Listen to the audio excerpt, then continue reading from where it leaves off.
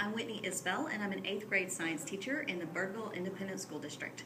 And it's an honor today to talk with you about bringing relevant technology into the classroom for student learning. So, how do I do that? Well, the first thing I do is I start with the standard, with the student expectation. What is it that the students have to know to be successful in high school and beyond? So once I break down this student expectation by the verb, which is what they have to do, they have to know how to do, and then the context, which is the information they have to know, I start to then design my lesson looking at what is the best way to get that information to the students so that they can not just retain the information, but then go on and apply it. So the way I chose to do that this year is through flipped learning, and how that looks is, let's say I take a particular standard and I break it down, and I then reflect and analyze on what would be the best way to deliver that content.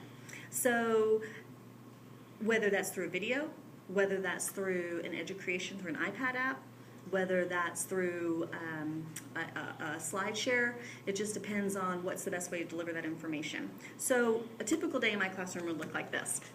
The students would review the content at home the night before, whether that's through a video, whether that's through an education, whatever it is that I've decided to use the technology.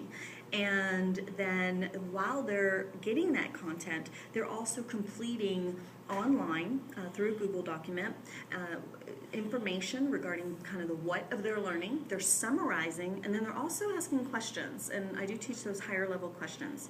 At night, I go and review their questions and their summaries to look for any distractors or any misunderstandings that I can clarify the next day. So when they come in the next day, they have a warm-up, which could be a review of a prior student expectation, or I could then look at misunderstandings and clarify some misunderstandings they had based on the questions they entered the night before. We then go on and we practice the lab, whether it's a lab or we practice the information, whether that's a lab or calculating through math, or stations.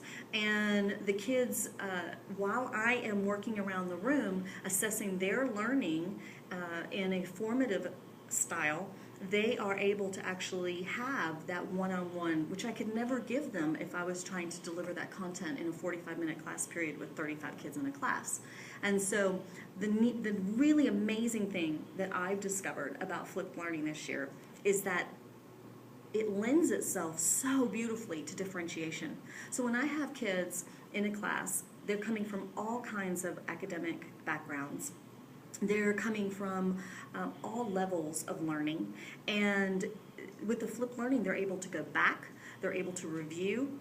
I'm able to assess instantly because I'm able to spend more time in small groups and one-on-one with the students, and it takes the focus away from preaching and teaching, where it's all about me in the classroom, to what it really needs to be about, which is the student learning. So I hope that this has been helpful, and thank you.